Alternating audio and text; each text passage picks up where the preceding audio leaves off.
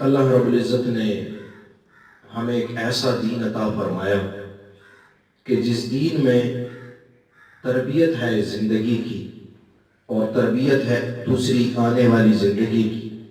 ایسا دین عطا فرمایا کہ جو صرف آخرت کے لیے نہیں بلکہ دنیا کے لیے بھی ہمیں رہنمائی عطا فرماتا ہے. ہمیں ایک ایسا دین ملا ہے، ہمیں ایک ایسا نبی ملا ہے جو ہماری تربیت کرتا ہے بیت الخلاء سے لے کر بستر تک اور بستر سے لے کر بیت اللہ تک. زندگی کے ہر لمحے کی تربیت نبی عظیم محتشم رحمت للعالمین صلی اللہ علیہ وسلم نے ہمیں عطا فرمائی. ان تربیتوں میں سے ایک تربیت ہر جمعے آپ کے سامنے زندگی کے احوال پیش کیے جاتے ہیں اور کیسے زندگی گزارنی ہے، کیسے اپنے گھر کو سکون کا گہوارہ بنانا ہے اور کیسے اس سکون کو اپنے محلے سے گاؤں اور گاؤں سے پھر پورے ملک تک پھیلانا ہے. یہ طریقے یہاں آپ کے سامنے پیش کیے جاتے ہیں اور یہ درس اور یہ طریقے یہ میری اپنی تخلیق نہیں ہے بلکہ میرے محبوب حضرت محمد مصطفیٰ صلی اللہ علیہ وآلہ وسلم کی زندگی سے، ان کے اقوال سے، ان کے افعال سے، ان کی احادیث مبارکہ سے اخذ کیے گئے طریقے ہیں. میری ذاتی اخذ نہیں ہے، ذاتی کوئی صلاحیت نہیں ہے کہ میں نے اپنی ذات سے کچھ بنایا، بلکہ یہ سب طریقے میرے محبوب عربی صلی اللہ علیہ وآلہ وسلم کے بتائے گئے طریقے ہیں. ان طریقوں میں سے ایک طریقہ ہے، اللہ رب العزت قرآن کریم میں ارشاد فرماتے ہیں یا ایھا الذین آمنوا اجتنبوا کثیرا من الظن. اے ایمان والو بدگمانیوں سے بچو. ہر وقت بدگمانی، ہر وقت بدگمانی، ان بدگمانیوں سے بچتے رہو. کیوں کہ ان بعض الظن اسم، بعض گمان جو تمہارے وہ تو سراسر گناہ ہے. تم بعض کو بدگمانیاں کرتے ہو، باپ بیٹے پہ بدگمان، بیٹا باپ پہ بدگمان، میاں بیوی سے بدگمان، بیوی شوہر سے بدگمان، ساس سسر اور بہو سے بدگمان اور بہو اپنے ساس سسر سے بدگمان، اور انہی بدگمانیوں میں زندگی برباد ہو جاتی ہے.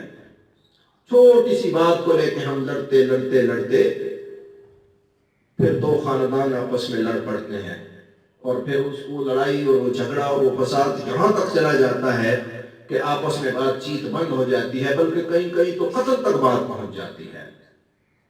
ہم نے دیکھا، پتہ چلا کہ بیچ میں کوئی بات نہیں تھی، یہ جو لوگ قتل ہو گئے اور جو قتل کرنے والے تھے ان کے درمیان کوئی حقیقت نہیں تھی. وہ عربی میں محاورہ ہے نا کہ انی ارا عداوۃ، میں دشمنی کو آپس میں دیکھ رہا ہوں، ولا ارا اسبابها، لیکن میں اس کا سبب نہیں جانتا کہ سبب کیا ہے. سبب کیا ہے؟ ظن، بدگمانی. کتنے لوگ ہم نے دیکھے بدگمانی کی وجہ سے جھگڑا بنا. کہا اس نے وہ دوسرے کے ساتھ آپس میں انہوں نے کوئی بات کی پوشیدہ، وہ میرے ہی خلاف تھی، جی بات میرے خلاف کی تھی انہوں نے.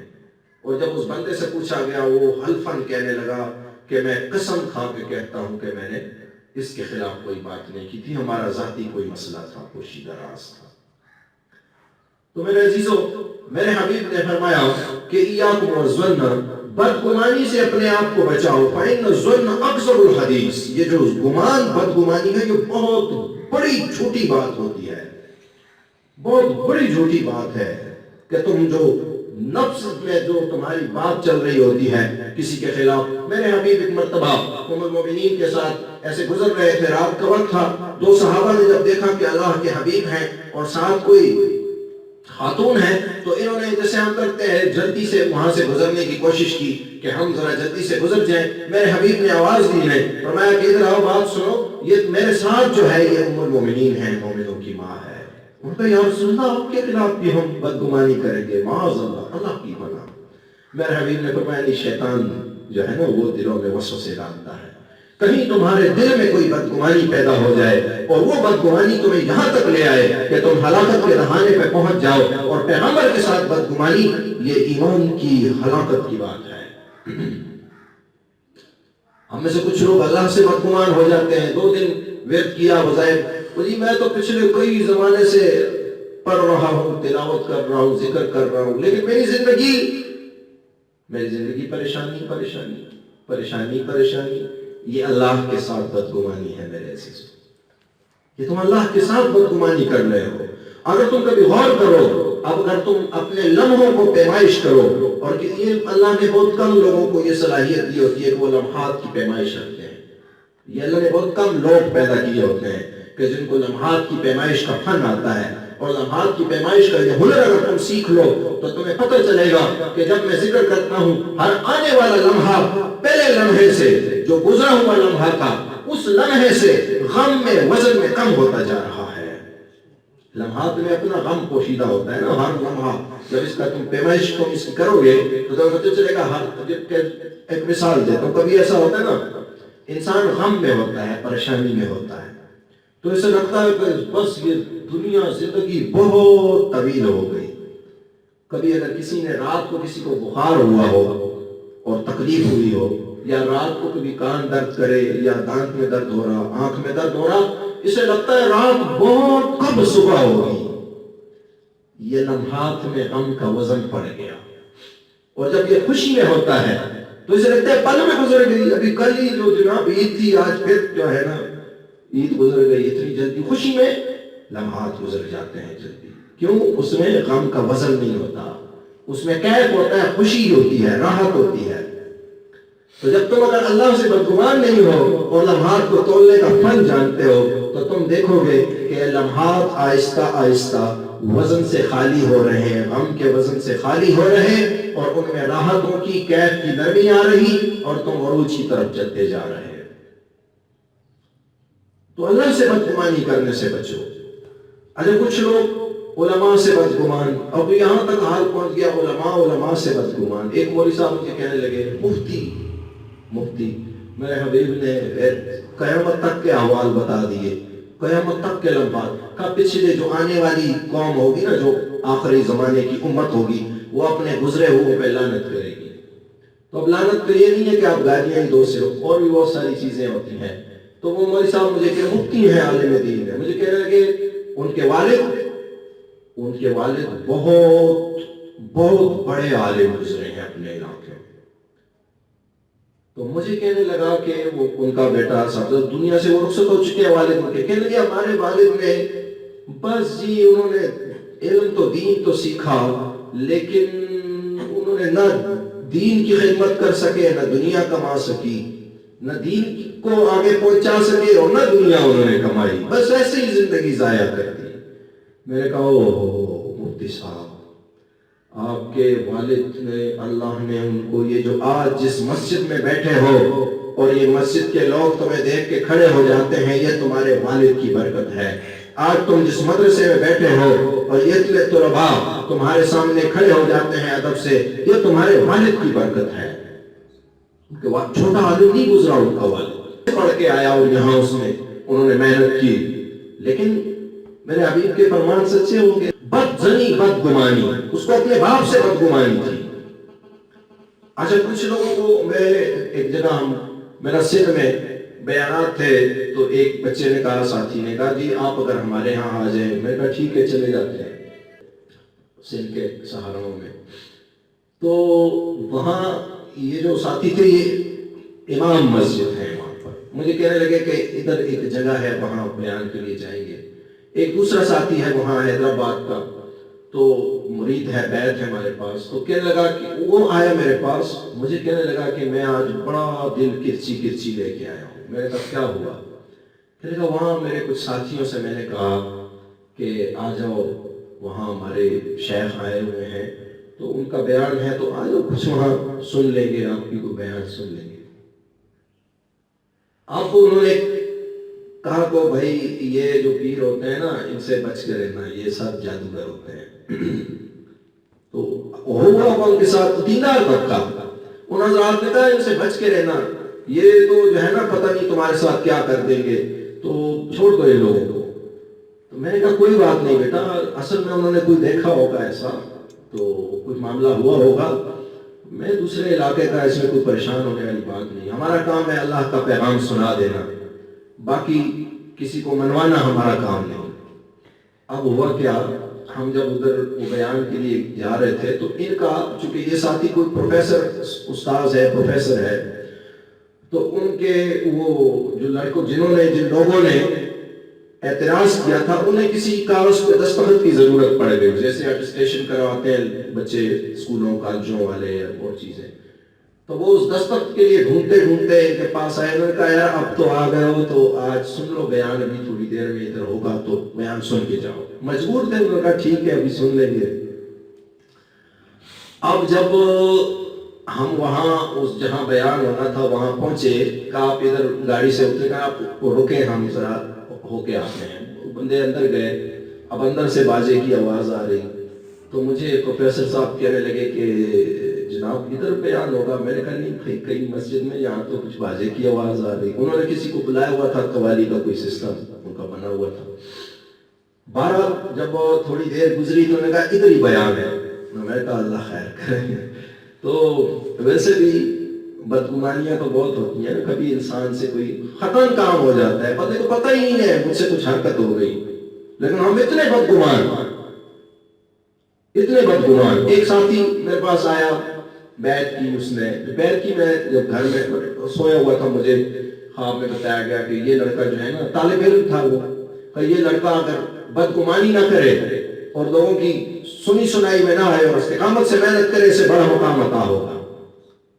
لیکن وہ بس جو اللہ کی تقدیر، بدگمانی میں آ کے اس نے سب کچھ چھوڑ دیا۔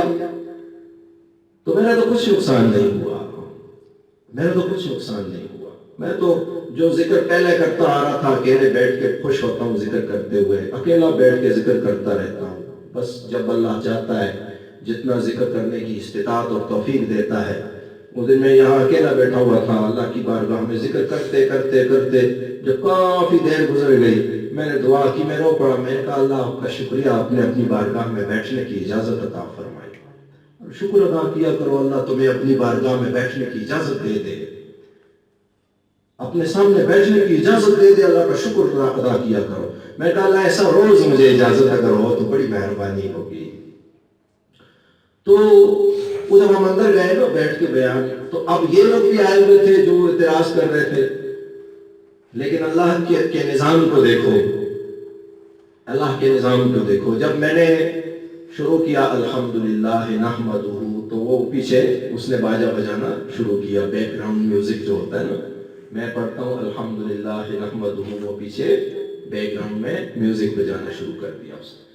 میں نے اسے یوں دیکھا، میرا مطلب تو یہ تھا کہ بھائی اس کو بند کرو، تو وہ سمجھا کہ شاید مولانا صاحب کو مزہ نہیں آیا، تو اس نے ایسے دل پہ ہاتھ رکھا، آپ پھر کریں، میں ابھی اور اچھا کروں گا، اور میں سمجھا بھی یہ بند کر دے گا، تو میں نے پھر کہا الحمدللہ نحمدہ، تو وہ پھر پیچھے اپنا اس نے وہ پوں پوں پوں شروع کر دی۔ تو میں نے پھر اس کو یوں دیکھا کہ بھائی یہ ابھی بند کر دے گا، سمجھ جائے گا، اشارے میں بعض لوگ سمجھ جاتے ہیں نا۔ وہ پھر سمجھا کہ شاید حضرت کو پھر بھی مزہ نہیں آیا، تو اس نے پھر دل پہ ہاتھ رکھا اور اب آپ شروع کریں، اب آپ کو مزہ آئے گا۔ اس نے وہ اپنے نٹ بورڈ کسے پھر کوئی نیا سٹائل بنایا۔ میں نے پھر پڑھنا شروع کیا الحمدللہ نحمدہ ونستعینہ، اس نے پھر پیچھے پوں پوں پوں شروع کر دی۔ پھر آخر میں نے اس کی زبانی سمجھایا، میں نے کہا بھائی آپ اس کو بند کر کے یہاں آئیں اور میری بات سن لیں، میں قرآن اور حدیث پڑھنے لگا ہوں، اور یہ مناسب نہیں ہے کہ اللہ کا کلام پڑھا جائے اور اس کے پیچھے ایسی کوئی بات ہو۔ میں بڑی معذرت سے محبت سے آپ سے عرض کر رہا ہوں، آپ ادھر آ جائیں۔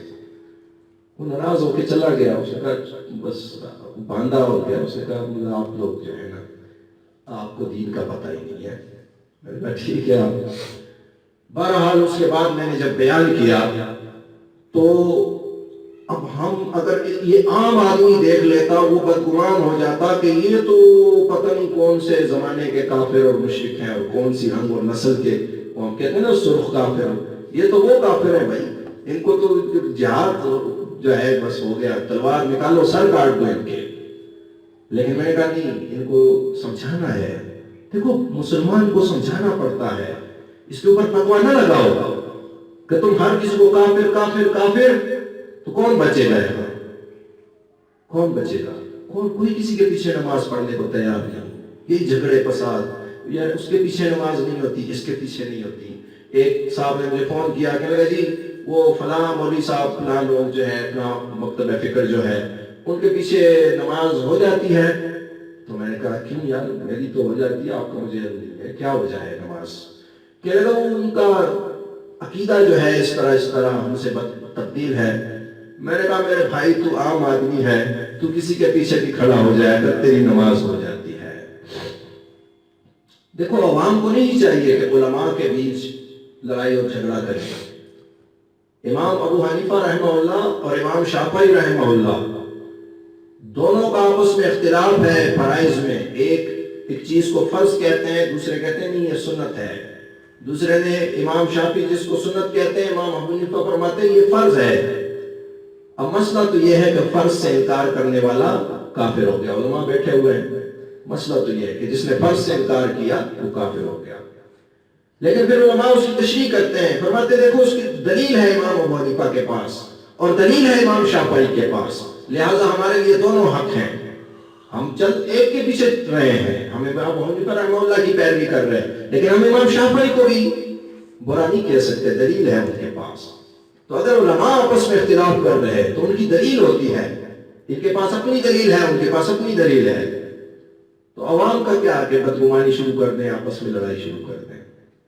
تو اب اگر ان کو میں چھوڑ کے آ جاتا، لیکن اللہ کا نظام ہے، اللہ کو دکھانا تھا اعتراض کرنے والوں کو بھی کہ دیکھو یہ جادوگر نہیں ہے، اور ان بندوں کی بھی اصلاح کروانی تھی۔ میں نے جب پورا بیان کیا، میں جب وہاں سے میں ڈر رہا تھا دل میں نے کہا ابھی یہ لوگ مجھے نا پکڑ کے ماریں گے، کیونکہ وہ ان کا مکتب فکر ایسا تھا کہ ان کے ہاں ہمیں مارنا مطلب جائز ہے، ثواب ہے بلکہ۔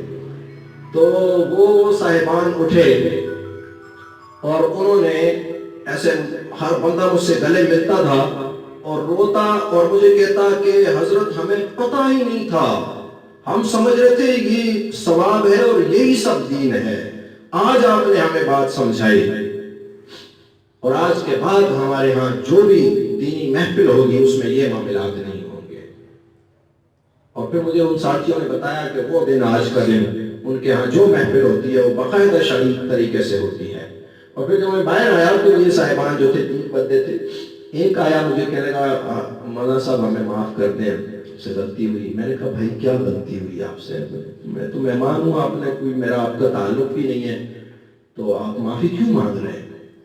تو کہا جی وہ آپ کو پروفیسر صاحب بتا دیں گے۔ دوسرا بھائی آیا کہنے لگا جی مجھے بھی معاف کر دیں۔ تیسرا بھی کہنے لگا مجھے، تو مجھے تھوڑی سی تشویش ہوئی، پریشانی ہوئی کہ وجہ کیا ہے کہ یہ بندے آ رہے ہیں مجھ سے معافی مانگ رہے ہیں، میرے کیا جھگڑا ہمارا بیچ میں چل رہا۔ تو جب میں نے ان سے پروفیسر صاحب سے پوچھا، کہنے لگے کہ جی وہ لوگ ہیں یہ وہی لوگ ہیں جنہوں نے وہاں مجھے کہا تھا کہ بچ کے رہنا ہے اس سے۔ تو عزیزان گرامی، بدگمانیاں انسان کو ہلاکت تک پہنچا دیتی ہیں۔ ابھی میرے پاس صبح ایک مہمان کچھ آئے، تو وہ کیونکہ ہمارے مستقل ساتھی ہیں وہ لوگ ذکر کے، تو آپس میں ان کا گھر میں جھگڑا بنا ہوا، کہہ رہے جی وہ فلاں نے کہا نا کہ اس کو یہ ہماری شادی میں نہیں بیٹھیں گے۔ اب بدگمانی دیکھو، میں نے جب اس سے پتہ کیا، اب یہ جھگڑا فساد، یہ پوچھ نہیں رہے، معلومات نہیں کر رہے۔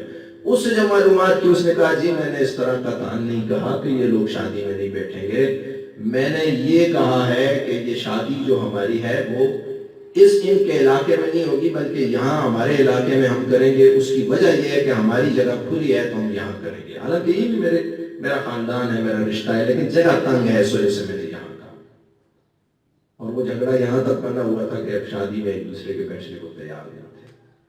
تو بدگمانیاں ختم کریں، آپس میں بھی، اپنے گھرانوں میں بھی، میاں بیوی سے، بیوی میاں سے بدگمانی نہ کرے۔ اب یہ بدگمانی کا علاج کیا ہے؟ صوفیاء پھر علاج سکھاتے ہیں۔ اس کا علاج بڑا آسان ہے، ایک دوسرے کا عذر تلاش کیا کرو، کوئی اس سے ہو گئی بات، اس کی اچھی تعویل کرو، اس طرح آپ کی آپس میں محبت بڑھے گی۔ اگر آپ بدگمانی کا ایک داغ بھی آپ کے دل پہ لگ گیا، وہ آہستہ آہستہ پھیلتا جائے گا، پھیلتے پھیلتے وہ بہت بڑی نفرت بن جائے گی۔ اور اگر اس کو اسی دم آپ نے روک دیا، آپ نے کہہ دیا کہ نہیں یہ میرے ساتھ اس نے جو گزرتے ہوئے سلام نہیں کیا نا، شاید یہ کسی پریشانی میں مبتلا تھا، کسی غم میں تھا، کسی سوچ میں تھا، اس نے مجھے دیکھا نہیں ہے۔ اگر 2 بندوں نے آپس میں سرگوشی میں بات کر لی، تم عذر تلاش کرو، شاید ان کا کوئی راز تھا آپس میں، انہوں نے سرگوشی میں بات کر لی۔ اور اسی بدگمانی کی وجہ سے میں نے کئی لوگوں کو ذہنی مریض بنتے دیکھا ہے، کئی لوگوں کو۔ ایک ساتھی ابھی تو الحمدللہ ٹھیک ہے، اسی بدگمانی نے ان کو، وہ لے بیٹھی تھی بدگمانی ان کو کہ میری بیوی خدا نخواستہ اس کا کردار ٹھیک نہیں، اور کوئی بڑی بات نہیں تھی۔ جب ہم نے اس کی تحقیق کی اس بات کی تو یہ صرف اس کی اپنی ذاتی بدگمانی تھی، اس کی ذاتی، وہ سوچتے سوچتے سوچتے یہاں تک پہنچا کہ ذہنی مریض بن گیا۔ پھر اللہ نے کیا، جب آیا یہاں اور ہم نے اس کو دوڑتے دوڑتے اس کی چیزیں تلاش کرتے کرتے اللہ نے کیا اس کو صحت بھی مل گئی اور وہ پریشانی بھی ختم ہو گئی۔ لیکن بیچ میں 2-3 سال گزر گئے، اتنا لمبا عرصہ اس نے اپنی زندگی کا ضائع کر دیا۔ تو یہ زندگی ہمیں ضائع کرنے کے لیے نہیں ملی، یہ زندگی ہمیں ملی ہے خوش رہنے کے لیے، پرسکون رہنے کے لیے، عافیت کے ساتھ رہنے کے لیے۔ خود بھی پرسکون رہیں، خوش رہیں، دوسروں کو بھی خوش رہنے دیں، پرسکون رہنے دیں۔ دوسروں کو بے سکون کریں گے، آپ خود بے سکون ہو جائیں گے۔ دوسرے کو ناراض کریں گے، تکلیف میں ڈالیں گے، آپ خود تکلیف میں پڑ جائیں گے، آپ خود پریشانی میں پڑ جائیں گے۔ اللہ مجھے اور آپ کو عمل کی توفیق عطا فرمائے۔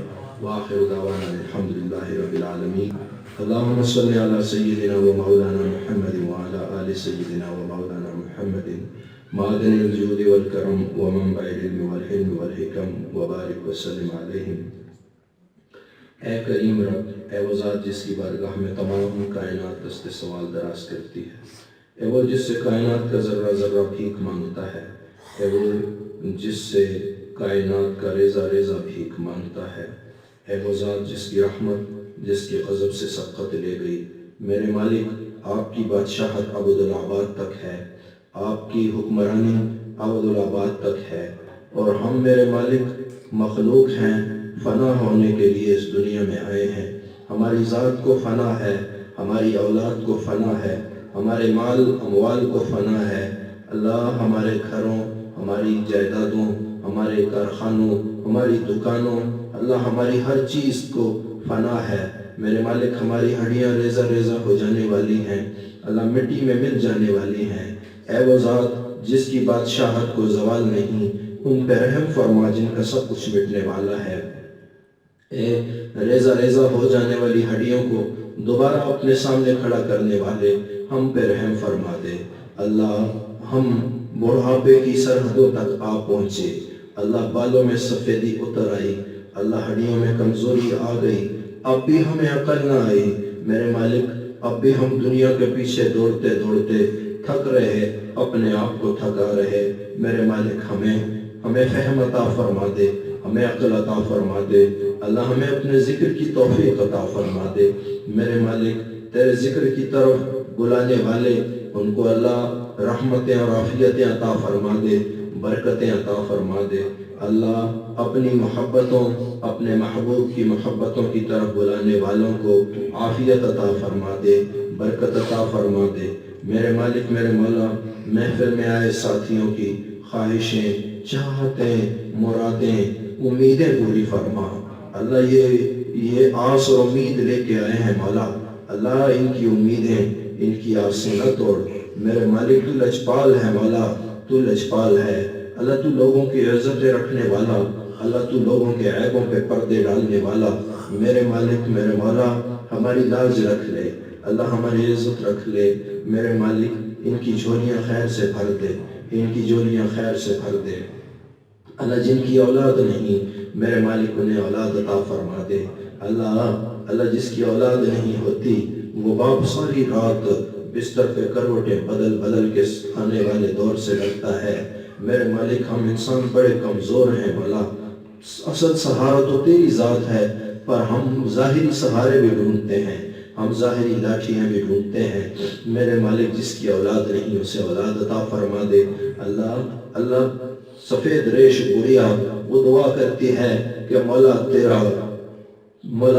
اس بندے کو کوئی دعا کرنے والا عطا فرما دے۔ اور میرے مالک، میرے مالک اولاد سے بڑھ کر کون دعاؤں میں یاد رکھنے والا؟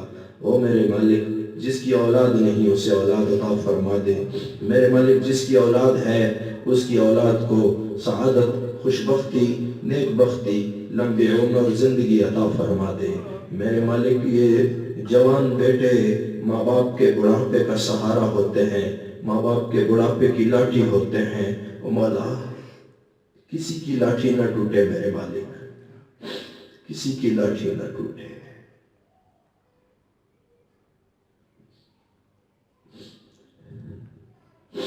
اللہ جب جوان بیٹے کا لاشا گھر کی دہلیز پہ رکھا جاتا ہے تو میرے مالک میں نے بڑے بڑے لوگوں کو دیوار کا سہارا لیتے دیکھا ہے۔ اللہ ایسے حالات سے ہماری حفاظت فرما دے۔ اللہ ماں باپ کو اولاد کا غم نہ دکھا، اللہ ماں باپ کو اولاد کا غم نہ دکھا۔ میرے مالک میرے مولا اگر اولاد زندگی والی ہے، اللہ اگر اولاد عافیت والی ہے تو اللہ اسے سعادت بھی عطا فرما دے۔ اللہ کئی بیٹے سفید داڑھی والے باپ کے سامنے سینہ تان کے کھڑے ہوتے دیکھے ہیں۔ اللہ میں نے کئی مرتبہ سفید ریش بوڑھوں کی آنکھوں میں آنسو جھلملاتے دیکھے ہیں۔ او میرے مالک میں نے کئی بوڑھوں کو بیٹوں کے ہاتھوں روتے دیکھا ہے مولا۔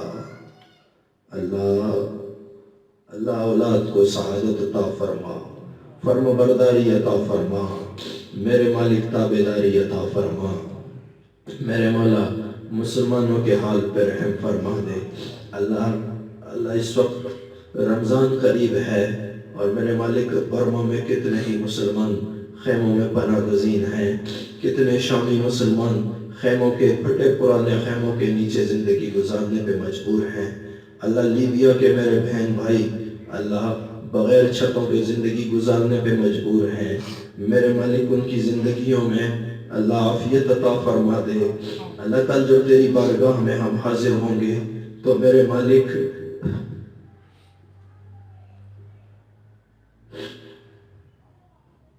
میرے مولا تو ضرور پوچھے گا کہ میری مخلوق کے لیے کیا کر کے آئے ہو، میرے ماننے والوں کے ساتھ تم نے کتنی خدمت کی۔